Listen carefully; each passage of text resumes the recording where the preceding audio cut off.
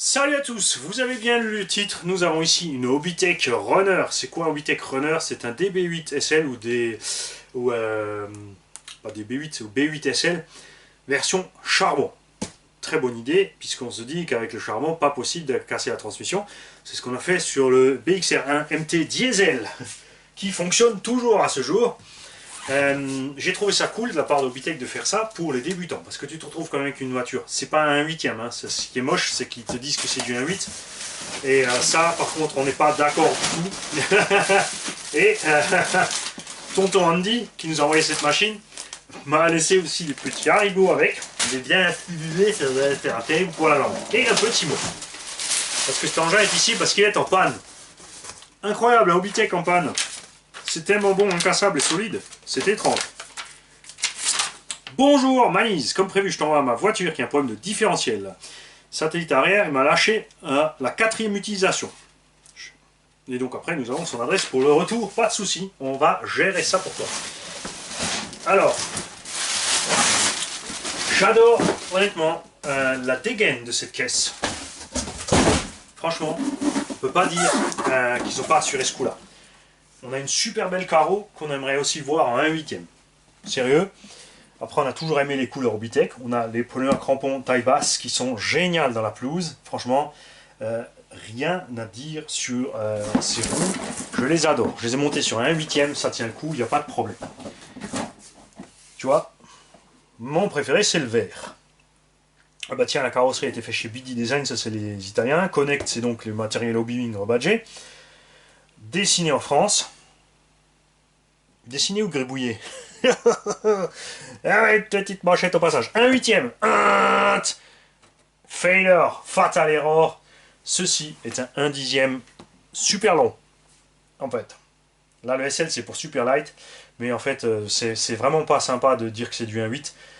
Tu vas rouler avec des 1/8 avec cet engin. S'il y en a un 1/8 qui te roule dessus, t'es craqué, t'es par terre, c'est clair.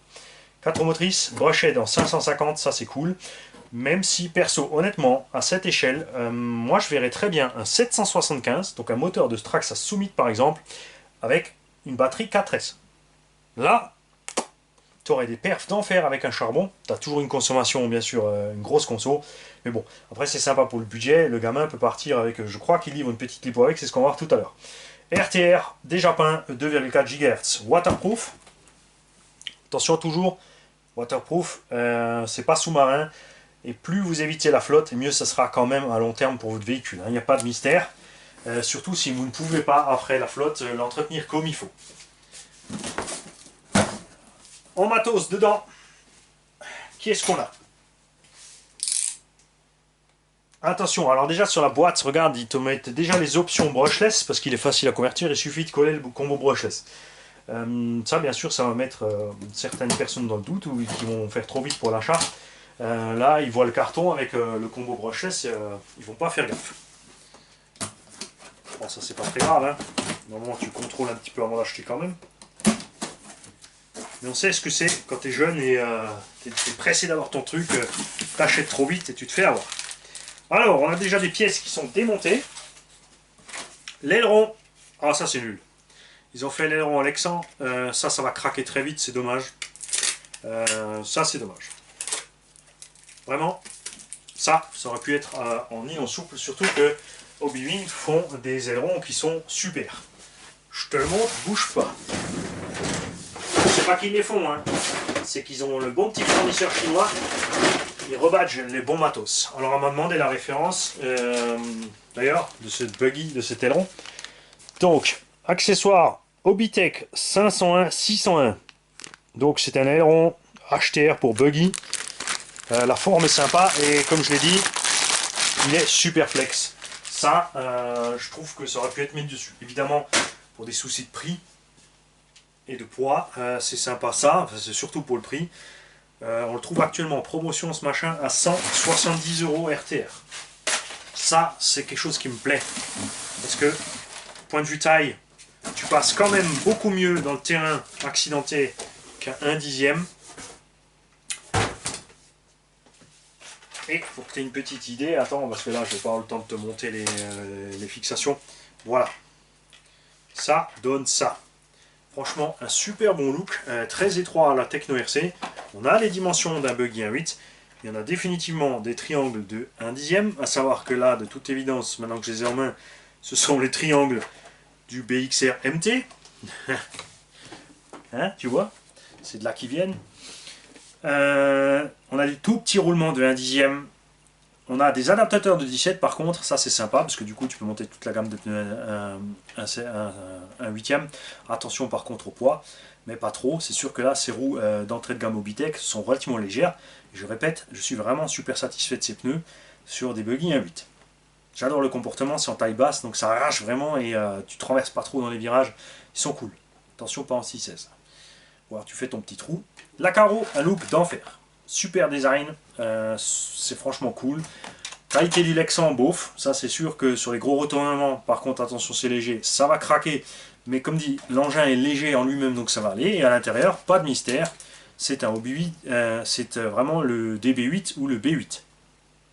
Ils ont tout laissé. Par contre, là, comme il y a la place, la boîte radio est montée au bon endroit.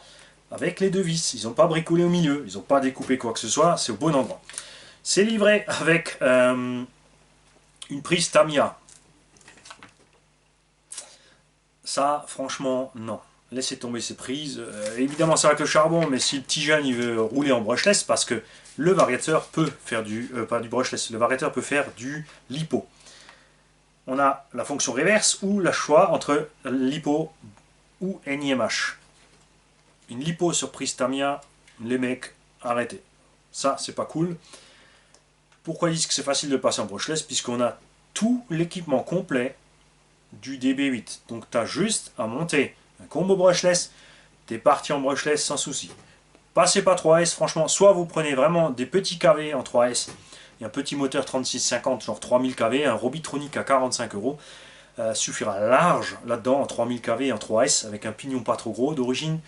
Sur le DB8, ils ont un pignon de 17 et un 2400 kV, mais si tu mets un pignon de 12-13 avec un 3000 kV, ça ira très bien. On a des pare-chocs, des tourelles en plastique. Honnêtement, ces tourelles en plastique auraient dû être mises sur le BXR MT parce qu'elles flexent et ne casseront pas et ne se tordront pas aussi vite que les tourelles d'origine alu qu'il y a sur le BXR MT, ça c'est sûr. Donc ça aussi, c'est pour moi un bon choix. La tourelle avant paraît vraiment riquiqui et fragile, mais si elle est assez flex, ça ne posera pas de problème avec le poids. Amorto, donc, ils sont passés en plastique à la place des alus. Il n'y a pas de raison que ce soit mauvais, on a quand même le capuchon alu. Et on a, qu'est-ce qu'on a là? C'est juste un petit trou, ouais c'est le trou pour la purge, donc pas de souci. Donc franchement, ça c'est pas mal. On est vraiment, vraiment, vraiment léger, tu vois. Après c'est sûr qu'avec ce poids, justement, tu n'auras jamais la liaison au sol que tu as sur un vrai 1.8. Point de vue qualité amorto, on est par contre pas top, hein. On est assez bizarre point de vue comportement. On va te le détendre un petit peu quand même le bestiau. Faites attention, l'erreur souvent de beaucoup, c'est de trop tarer les ressorts et le véhicule ensuite est raide. Je le répète, c'est pas la peine de monter le véhicule trop haut, si c'est pour aller dans le tout-terrain. C'est sa garde au sol maxi qui compte, et la garde au sol maxi, là, même s'il est souple, puisque quand quelque chose va frotter sous le châssis, l'engin va remonter. Si tu roules tout raide tendu comme ça, dans le moindre virage, tu vas te casser la figure. On est vraiment bizarroïde. Hein. La suspension, c'est pas ça du tout.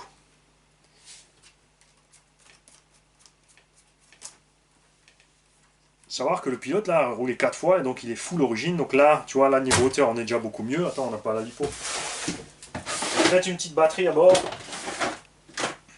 Voilà, simulons. Bon, après la NIMH, c'est sûr, c'est lourd.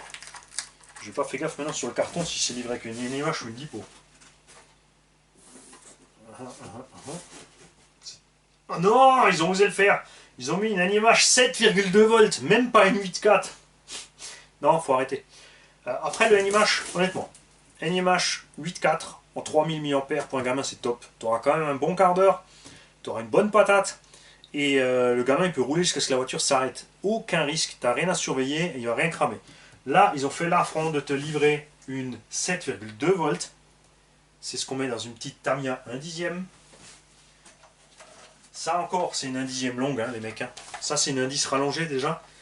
Donc la batterie qui est là-dedans, c'est pour ce genre d'engin. Et encore là, on roule en 8.4 ou en 7.2 LiPo actuellement. Donc ça, en 1800 mAh, ça te laisse en charbon 10 minutes.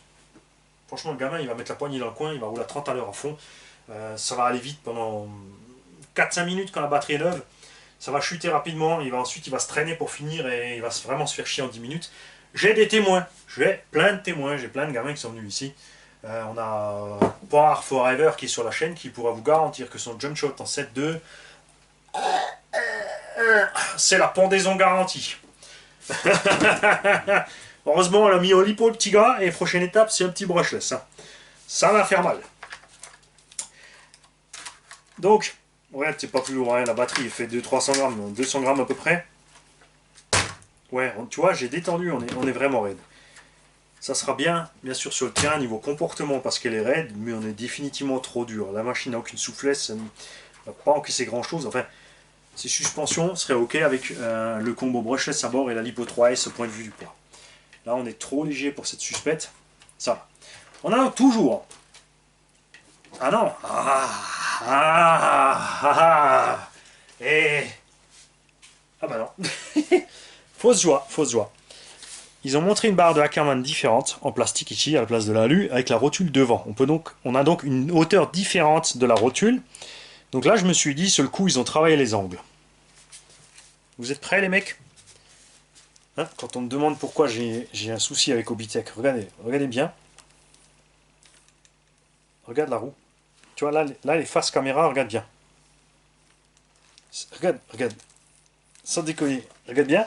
Attention, c'est là que c'est plus flagrant. Hein. Avant déjà, tu le vois déjà d'en haut. Regarde maintenant. T'es prêt? Regarde bien. Attends, regarde, je vais mettre mes oreilles entre. Regarde, je suis Shrek, je bouge les oreilles. Attends, non, là j'ai bougé la direction, bouge pas. Ah, c'est parce que je bouge le cerveau là. Voilà, c'est là. Je touche pas le cerveau. Pas évident avec mes grosses pattes, regarde bien. Regarde Shrek qui bouge ses oreilles. T'as vu ça? Sans déconner. Eh, en pleine compression, regarde où sont les roues. Alors que là on est droit. Mais qu'est-ce que c'est que ce Beats?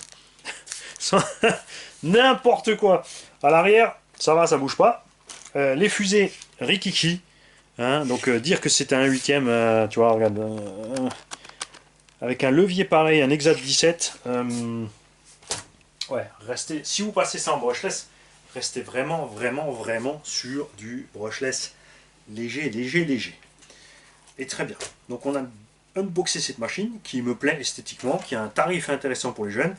À 175 €, tu as aussi le Traxxas Rustler en brochette, mais qui n'est que 2 roues motrices. Là, tu as quand même un 4x4. C'est assez sympa. Ensuite, je vais enlever un Rilsan parce que je viens de voir quelque chose d'autre. Enfin, j'ai peut-être mal vu. Hein. J'espère que j'ai mal vu. Et non, je n'ai pas mal vu.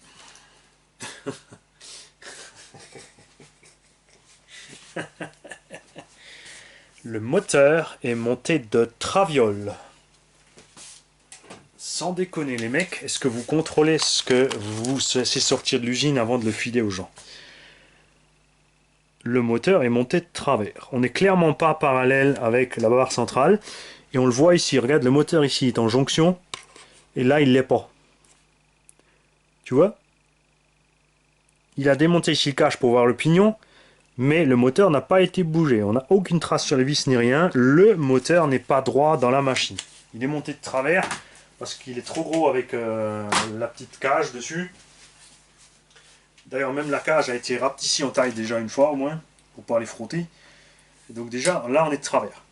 L'autre truc aussi que j'arrive pas à comprendre chez Obitech, il s'obstine à le faire, le Vario est collé. Vous allez me dire, tout le monde colle le Vario. Ouais, mais les autres, ils collent le Vario sur une surface lisse.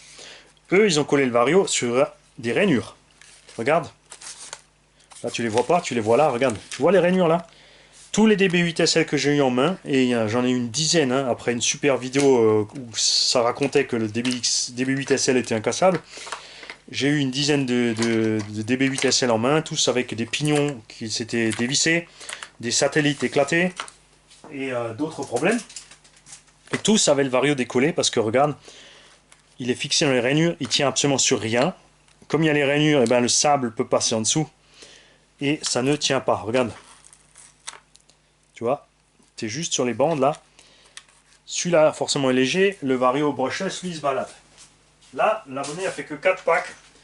On a déjà, en plus, on a deux morceaux de mousse. Donc, ça a été vraiment fait coller à... Hein? Pas terrible.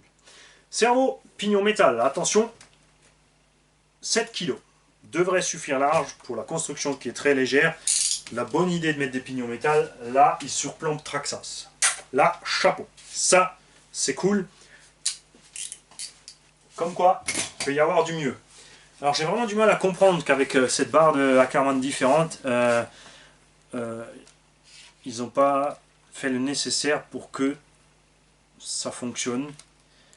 On va tenter quelque chose. On va tenter de la monter de l'autre sens. Non, ça ira pas puisque ça va... Oh, peut-être que si. Non, non, ça va pas aller. On va taper en butée. On va peut-être essayer... Ah, c'est pas possible, sans deck. Regarde ça. Je te pose l'autre sur l'établi. Hein. Regarde bien. Attends, est-ce que j'ai un fond blanc à mettre derrière?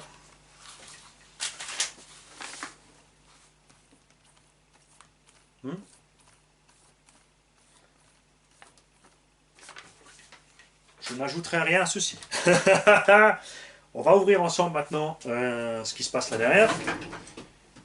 L'abonné a essayé lui-même parce que bon, là où il a acheté, ils lui ont dit qu'il fallait le renvoyer, donc tu as les frais de port retour. Ensuite, tu payes la main d'œuvre puisque c'est une casse mécanique et qu'il n'y a pas de garantie. Après, je comprends d'un côté parce que je sais moi-même en tant que garagiste RC, tu sais pas de quelle façon le client roule. En même temps, là, avec un moteur charbon, les chances quand même étaient relativement minces qu'il se passe quelque chose. Alors, pour enlever la cellule arrière, ça c'est dommage, ça aurait dû être fait en deux parties. Il faut enlever, regarde, la partie centrale. Alors, on va pas tout enlever, on va compter sur le flex du plastique pour y arriver. Donc, tu es à la place du propriétaire, tu dois enlever les deux vis du couvercle du bac à batterie pour atteindre... Non, même pas, non, j'ai dit une bêtise. Tu enlèves les deux vis ici pour enlever le bac à batterie, ou tu le laisses dessus éventuellement. Tu enlèves toutes les vis du rail, puisque oui, c'est bon, il n'y a pas de vis sous le bac à batterie, c'est cool. Donc tu peux laisser le bac à batterie, tu enlèves 1, 2, 3, 4, 5, 6, 7, 8, 9 vis. Tu fais attention de ne pas perdre les bagues de la direction ici. Pour réussir à enlever la barre centrale, nous on triche. On prend le flex, on enlève les deux vis à l'arrière. 3 vis. Attends, c'est pas fini. J'y arrive.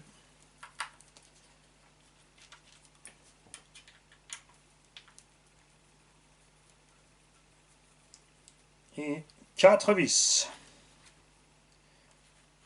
Ok, tu lèves, tu enlèves, c'est bon. On a un Rikiki pignon de 10 pour vous dire la puissance de ce moteur, qui est définitivement monté de travers. Je suis déçu. Moi cette caisse elle me plaît, hein. Franchement donnez-moi votre avis, moi j'aime bien. J'aime bien le principe. C'est 4x4, c'est léger, c'est pas cher. Pour un débutant, franchement, sur le papier comme ça, tu peux que lui conseiller. Donc en aucun cas on pourra en vouloir au vendeur. Parce que moi aussi sur le papier je voyais ça super bien. Donc on a enlevé 3 vis, 7 vis. Et au total donc encore 6, donc 13 vis pour atteindre le diff. À l'intérieur nous avons le diff qui est donc aussi dans les autres. Là, la vis elle tient. On a vraiment pas beaucoup de graisse. Ah, vraiment pas du tout beaucoup de graisse. Et là tout se passe bien. Celui-là, il va bien. On va sortir le central.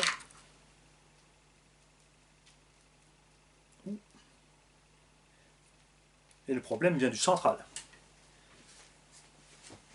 C'est pas l'arrière, c'est le central. Ouais, il bloque. Tu vois, coincé. Tourne. Coincé. Tu vois, on a quelque chose là-dedans qui va mal. Avec un moteur à charbon, faire fumer le diff central, ne peut pas dire que ce soit la faute du pilote. Hein.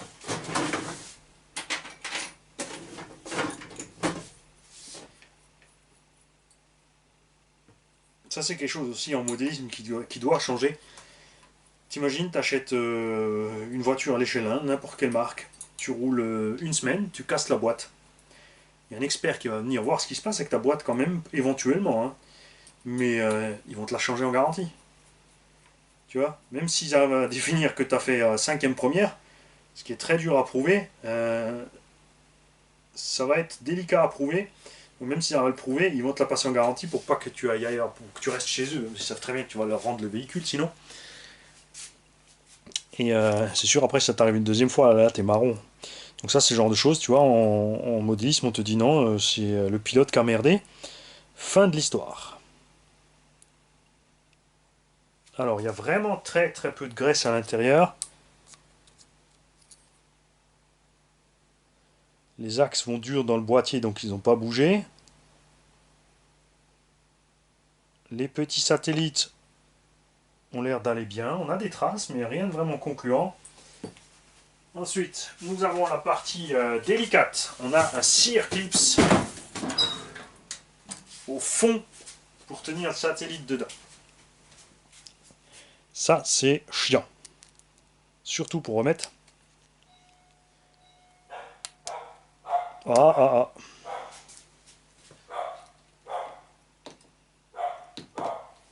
Effectivement, regardez, c'est le pignon qui a claqué dans la boîte. Regarde.